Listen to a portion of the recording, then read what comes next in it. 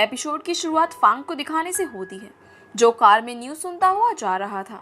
तब उसे पता चलता है कि अर्थ के एटमॉस्फेयर में एक अनजान चीज को घूमता हुआ नोटिस किया गया है, जो कि यूएफओ हो सकता है। तभी फांग का डॉक्टर उसे कॉल करके बताता है कि आज बारिश होने वाली है, इसीलिए वो सावधान रहे। अब कॉल पर बात करने की वजह से फांग का ध्यान भटक जाता है और उसकी गाड़ी का एक्सीडेंट हो जाता है, जिसमें उसको काफी चोट लगती है। तभी हम देखते हैं एक लड़की शायसा उसकी तरफ आती है, जिसने कुछ भी नहीं पहना हुआ था। असल में ये एक एलियन होती है जो यूएफओ से उतरी थी। तब वो एक चादर लपेटकर फांग के पास आती है और उसकी बॉडी को छूते हुए सोचने लगती है कि ये कितना हैंडसम है। फिर वो अपनी सर को झटकती है और अपनी पावर से फांग को ठीक कर देती है। तब वो देखती है कि उसकी कार ब्लास्ट होने वाली है, इसीलिए वो फांग के सामने आ जाती है ताकि फांग को कुछ भी ना हो। और गाड़ी ब्लास्ट होने पर शाओजो पर उसका असर पड़ता है, जिस वजह से उसके मुंह से खून निकलने लगता है, जो कि ब्लू कलर का था। और शाइज़ाओ खुद प्रेशर के कारण नदी में गिर जाती है, लेकिन गिरने से पहले उसके खून की एक बूंद फांग के हाथ पर गिर जाती है। और साथ ही शाइज़ाओ के लॉकेट में से एक चमकीली चीज़ निकलकर फांग की बॉडी पर गिर जाती है। अब अगले सीन में हम फांग को देखते हैं, जो अपने घर में उठता है और एक डॉक्टर आकर उसे बताता है कि तुम्हारा एक्सीडेंट हो गया था, पर अब तुम बिल्कुल ठीक हो। अब हम शाइज़ाओ को देखते हैं, जो एक आदमी से पूछती है कि क्या ये नॉर्दर्न हेमिस्फेयर है, लेकिन वो आदमी उसे ऐसी हालत में देखकर डर जाता है और वहाँ से भाग जाता है। तब शाइज़ाओ वहीं बैठकर सोचने लगती है कि क्या किया जाए। अब अचानक से उसे एक आवाज़ आती है, जो कि टर्टल की थी। दरअसल वो शाइज़ाओ का गाइड कुबरी था।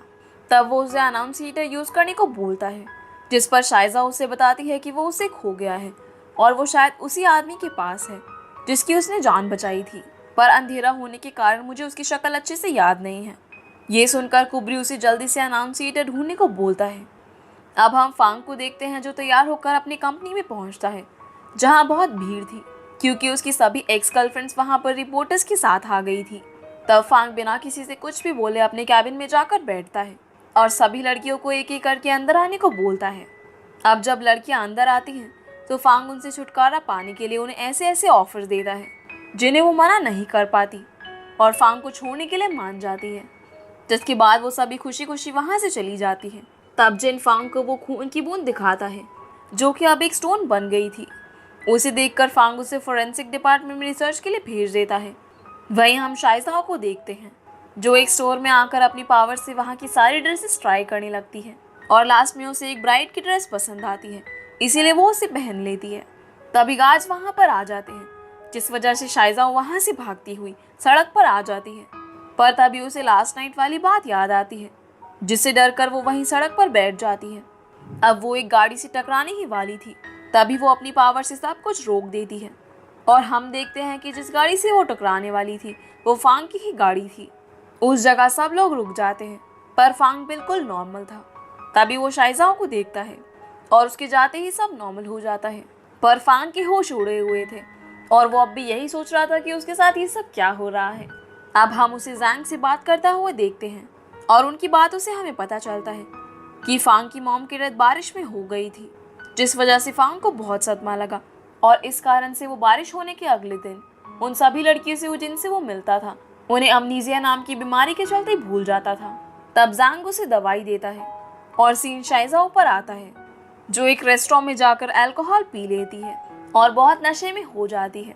तभी वो एक लड़के ली को नोटिस करती है, जो गाना गा रहा था, जिसे देखकर उसे लगता है कि ये वही लड़का है जिसकी उसने रात में जान बचाई थी। तभी उस लड़की को फांग का कॉल आता है, जिसे देखकर वो तुरंत वॉशरूम में भाग जाता है और तब हमें पता चलता है कि वो फांग का स्टेप ब्रदर है, जिसे फांग ने एक आर्टिस्ट शो के लिए पेंटिंग बनवाने को बोला था, पर वो यहाँ आकर थोड़ा एंजॉय कर रहा था। तभी जिन वहाँ पर आ जाता है और ली को देखकर तुरंत उसे वहाँ से ले जाता है। अब हम फिर से शाइज़ाओ को देखते हैं, जो कि बहुत नशे की हालत में होती है और जब वो रेस्टोरेंट से जाने लगती है तो वहाँ की ओनर जाओ की आकर उसे बिल पेमेंट करने को बोलती है, जो कि लगभग 50,000 का बन गया था। पर शाइज़ाओ नशे की हालत में होने के कारण अजीब बर्ताव करते हुए बेहोश हो जाती है। अब अगले दिन हम देखते हैं कि जाओ की शाइज़ाओ को अपने घर ले आई थी, क्योंकि उसे शाइज़ाओ के कपड़े देखकर लग रहा था कि वो बहुत अमीर घर से है और वो उससे अपना बिल लेना चाहती थी। पर जब शाइज़ाओ उठती है तो जाओकी को थैंक यू बोलते हुए उसे सच्चाई से रूबरू करवाती है और वहाँ से जाने लगती है। तब जाओकी को उसकी स्पेस से रिलेटेड बातें सुनकर लगता है कि वो पागल है इसीलिए वो अपने पैसे चले जाने के कारण रोने लगती है, जिसे देखकर शायजाओ रुक जाती है और बोलती है कि आपके पैसे देने के लिए मैं जो कुछ भी होगा वो करने के लिए तैयार हूँ। ये सुनकर जाओकी शांत हो जाती है और अगली सीन में हम देखते हैं कि जाओकी ने शायजाओ को अपने रेस्टोरेंट में डिलीवरी का काम दे दिया है। अब शायजाओ गाड़ी के डर से रोड क्रॉस नहीं करती और अपनी पावर से टेलीपोर्ट हो जाती है, जिसे फांग भी पास से देखकर बहुत शॉक होता है, पर उसे लगता है कि ये सिर्फ उसका वहम है। तभी हम शायजाओ को देखते हैं जो कि ली के पास डिलीवरी करने आई थी। तब ली उसे अपने रूम में बुलाकर बताता है कि मेरे भाई ने मुझे यहाँ कैद कर रखा है और बस तुम ही मुझे यहाँ से निकाल सकती हो। अब क्योंकि शायजाओ ली को देखकर बहुत ज़्यादा इम्प्रेस हो गई थी, क्योंकि वो बहुत हैंडसम था, इसीलिए वो उसकी मदद करने के लिए मान जाती है। अब हम ली को शायजाओ के कपड़े पहनकर बाहर जाता हुआ देखते हैं और फांग जब आकर उसके रूम में जाता है तो वहाँ शायजाओ ली के कपड़ों में होती है। अब उसे देखकर फांग उससे ली की लोकेशन पूछने की कोशिश करता है, पर शायजाओ उसे कुछ नहीं बताती और किसी तरह वहाँ से भाग जाती है। पर फांग को उसके रेस्टोरेंट का कार्ड और खाना मिल जाता है, जिसे देखकर वो फांग जिन से रेस्टोरेंट ढूंढने को बोलता है। अब शायजाओ जाओकी के पास पहुंचती है तो उसे वहाँ उसके कपड़े मिल जाते हैं, जिन्हें ली जाओकी को दे गया था। साथ ही वो एक कार्ड भी दे गया था जिसमें उसने शायजाओ को एक रेस्टोरेंट में मिलने को बोला था। उसे देखकर शायजाओ बहुत खुश हो जाती है। अब जब शायजाओ रात में सारी डिलीवरी खत्म करके आती है तो उसका रेस्टोरेंट पूरा खाली हो जाता है, पर जब वो अंदर जाती है तो वहाँ उसे फांग बैठा हुआ मिलता है, जो उसे बताता है कि उसने पूरा होटल बुक किया हुआ है। अब उसे देखकर शायजाओ वहाँ से भागने की कोशिश करती है, पर जाओकी उसे गेट पर ही रोक लेती है और बताती है कि इतने बड़े बिजनेसमैन ने बस तुम्हारी ही डिमांड की है, इसीलिए तुम जाकर उनकी बात मानो और उन्हें सर्व करो। ये सुनकर शायजाओ को जाओकी की बात माननी पड़ती है और वो मेन्यू लेकर फांग के पास जाती है, जो उसे बोलता है कि मुझे यहाँ की हर एक डिश चाहिए और हम दोनों साथ में खाते हुए ली के बारे में बात करेंगे। तब शायजाओ उसे ऐसा करने से मना करने की कोशिश करती है, पर एट द एंड उसे उसकी बातें माननी ही पड़ती है। अब जब वो कुकिंग कर रही होती है तो उसे कुछ समझ में नहीं आता कि क्या काम कैसे किया जाए और वो वहाँ पर आग लगा देती है, जिसे देखकर फांग तुरंत किचन में आ जाता है और अपनी शर्ट उतारकर आग बुझाता है और शायजाओ फिर से उसकी बॉडी की तरफ अट्रैक्ट हो जाती है और जैसे ही वो उसकी चेस्ट पर हाथ रखती है तो उसे समझ आ जाता है कि फांग ही वही आदमी है जिसकी उसने जान बचाई थी। तब फांग उससे पूछने लगता है कि ये तुम क्या कर रही हो, जिस पर शायजाओ बोलती है कि तुम बहुत स्ट्रांग हो इसीलिए मुझसे दूर रहो। पर जब वो फांग की मस्कुलर बॉडी को देखती है तो उसे देखकर वो उसे ली के बारे में सब बता देती है और फांग तुरंत वहाँ से निकल जाता है। तब शायजाओ भी ली को बचाने के लिए अपनी फुल स्पीड में फांग से पहले उस होटल में पहुँच जाती है और ली को वहाँ से भागने को बोलती है, पर ली उसे बोलता है कि यहाँ पर सब उसके कंट्रोल में है। इतना बोलकर वो शायजाओ को अपने साथ लंच करने के लिए बोलता है और दोनों लंच करते हुए साथ में बातें करने लगते हैं। तब हैंडशेक करते वक्त ली शाओजाओ से पूछता है कि तुमने ग्लव्स क्यों पहने हुए हैं, जिस पर वो बताती है कि हम जैसे एलियंस की स्किन बहुत सेंसिटिव होती है और अगर तुम उसे डायरेक्ट टच करोगे तो कुछ बहुत बुरा होगा। तभी वहाँ पर फांग आ जाता है, जिसे देखकर शायजाओ फिर से उसकी तरफ अट्रैक्ट होने लगती है और उसे उसमें से अनाउंसिएटर की स्मेल आने लगती है। तब फांग शायजाओ को साइड करता है और अपने बॉडीगार्ड से ली को पकड़ने के लिए बोलता है। तब शायजाओ को लगता है कि फांग के पास अभी अनाउंसिएटर नहीं है और शायद वो उसके घर पर होगा, इसीलिए वो नाटक करने लगती है और बोलती है कि मुझे ली के साथ ही रहना है। उसे ऐसा करता देख ली भी उसकी मदद करता है, इसीलिए फांग उन दोनों को अपने साथ घर में ले जाता है, जहाँ पहुँचकर जब थोड़ी देर बाद सब शांत होता है तो शायजाओ अपना अनाउंसिएटर ढूंढना चालू करती है, लेकिन उसे वो काफ़ी मेहनत के बाद भी नहीं मिलता और वो उसे ढूंढते ढूंढते फांग के रूम में पहुंच जाती है, जहां से वो फांग को बाथरूम में नहाता हुआ देखती है और उसे देखकर फिर से अट्रैक्ट होने लगती है। तभी एक आवाज़ के कारण फांग को लगता है कि बाहर कोई है, इसीलिए शाओजाओ भी बाहर जाकर सब कुछ पहले जैसा करती है और जल्दी से वहाँ से भाग जाती है और फांग उसे अपनी हेलुसिनेशन समझकर वापस जाकर सो जाता है। अब उसके सो जाने के बाद शायजाओ फिर से उसके रूम में आती है और उसे देखने लगती है। अब जैसे ही वो उसकी बॉडी को स्कैन करने वाली थी तभी फांग उसका हाथ पकड़कर उसे बेड पर लेटा देता है और उसके ऊपर बैठ जाता है। फिर वो उससे पूछने लगता है कि तुमने क्या चुराया है, जिस पर शाओजाओ उसे बोलती है कि उसने कुछ नहीं चुराया, चाहो तो मैं तुम्हें कपड़े उतार कर भी चेक करवा सकती हूँ। ये सुनकर फांग शर्मा जाता है और तुरंत सिक्योरिटी को कॉल करके वहाँ से शाओजाओ को निकलवा देता है। अब अगले दिन जब ली को इसके बारे में पता चलता है तो उसे काफ़ी बुरा लगता है, पर फांग उसे बोलता है कि तुम शाओजाओ को डेट नहीं कर सकते इतना बोलकर फांग वहाँ से चला जाता है।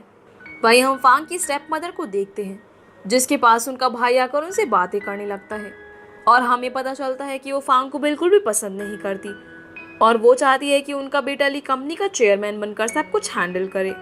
तब वो उसे बताता है कि फांग को अमनीसिया की बीमारी है, इसीलिए उन्होंने एक प्लान बनाया है और उसके खिलाफ सबूत इकट्ठा करने के लिए उन्होंने किसी जू नाम की लड़की को बुलाया है। तब हम जाओ की को शाइजाओ के साथ देखते हैं, जहाँ वो उसे एक एग्रीमेंट दिखाते हुए बताती है कि कल उन्हें बहुत प्रॉफिट हुआ और अगर फांग इस एग्रीमेंट पर साइन कर देगा तो हमें रोज उनके स्टाफ के लिए टिफिन भेजने होंगे, इसीलिए तुम जाकर इस पर साइन करवा लाओ। जिस पर शाइजाओ मान जाती है और फांग की बिल्डिंग में पहुंच जाती है। वहीं हम फांग को लिफ्ट के पास देखते हैं, जहां लिफ्ट का गेट अचानक से बंद होते हुए रुक जाता है और शाइजाओ उसके सामने से उछलती हुई लिफ्ट में चढ़ जाती है। उसके तुरंत बाद ही सब ठीक हो जाता है। ये सब देखकर फांग बहुत शॉक होता है, पर इस बार भी उसे ये सब हेलुसिनेशन ही लगता है। जिसके बाद शाइजाओ फांग के कैबिनेट में वो एग्रीमेंट रखकर वहाँ अपना अनाउंसिएटर ढूंढने लगती है, पर जैसे ही उसे लगता है कि फांग आने वाला है तो वो छुप जाती है। पर फांग को अपनी बुक्स की गलत अरेंजमेंट देखकर सब पता चल जाता है, इसीलिए वो शाइजाओ को बाहर बुलाने लगता है। तभी शाइजाओ उसके हाथ बांधकर उसे अनाउंसिएटर के बारे में पूछने लगती है। जवाब में फांग उसे बोलता है कि उसे इसके बारे में कुछ भी नहीं पता। तब बातें बातों में शाइजाओ उसे ये भी बता देती है कि उसने उस रात उसकी जान बचाई थी, जिस पर फांग को भरोसा नहीं होता क्योंकि फांग के हिसाब से उस वक्त वहाँ पर कोई नहीं था। तभी वहाँ पर फांग की अंकल की आवाज़ आती है और फांग शाइजाओ को नीचे करके चुप रहने को बोलता है। उसके अंकल उसे आकर बताते हैं कि जू उससे मिलने आई है, जिस पर फांग उसे झूठ बोलने को बोलता है कि उसकी तबीयत खराब है।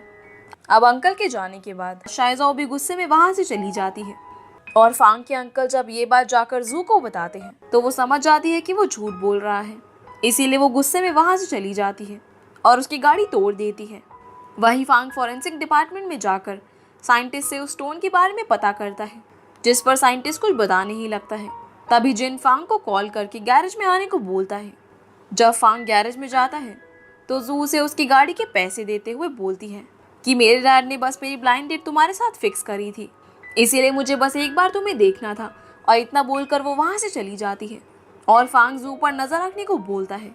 वहीं हम ली को देखते हैं, जिसे जू का मैसेज मिलता है और वो अपने पुराने विजन में खो जाता है, जिसमें वो जू के साथ बहुत खुश था, पर एक टाइम पर उनका ब्रेकअप हो गया था। दूसरी तरफ हम शाइजा और जाओकी को बातें करते हुए देखते हैं। तभी वहाँ ली पहुँच जाता है और शाइजा उसे बातें करते हुए उसके साथ ड्रिंक करने लगता है, पर बहुत ज़्यादा ड्रिंक करने की वजह से वो बेहोश हो जाता है और उसे शाइजाओ में जू दिखने लगती है, इसीलिए ली उसका हाथ पकड़ लेता है। पर उस वक्त शाइजाओ ने ग्लव्स नहीं पहने हुए थे, इसीलिए उसे कुछ होने लगता है और वो कांपती हुई स्टोर रूम में जाकर बैठ जाती है।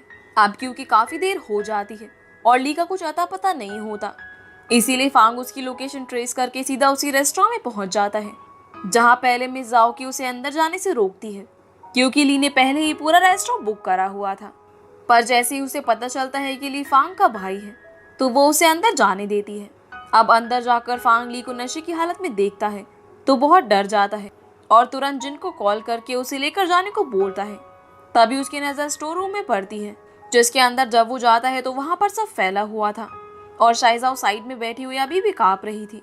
उसे देखकर फांग बहुत घबरा जाता है और तुरंत एम्बुलेंस को कॉल करने लगता है, पर शाइजाओ उसे ऐसा करने से मना करती है और उसके गले लग जाती है, जिससे शाइजाओ को आराम मिलता है और वो बोलती है कि तुम कितने गर्म हो।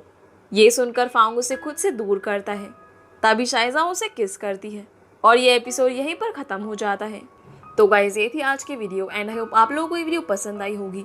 तो वीडियो को लाइक करके चैनल को सब्सक्राइब ज़रूर कीजिएगा। तो आपसे फिर मिलते हैं अगले एपिसोड में, तब तक के लिए गुड बाय।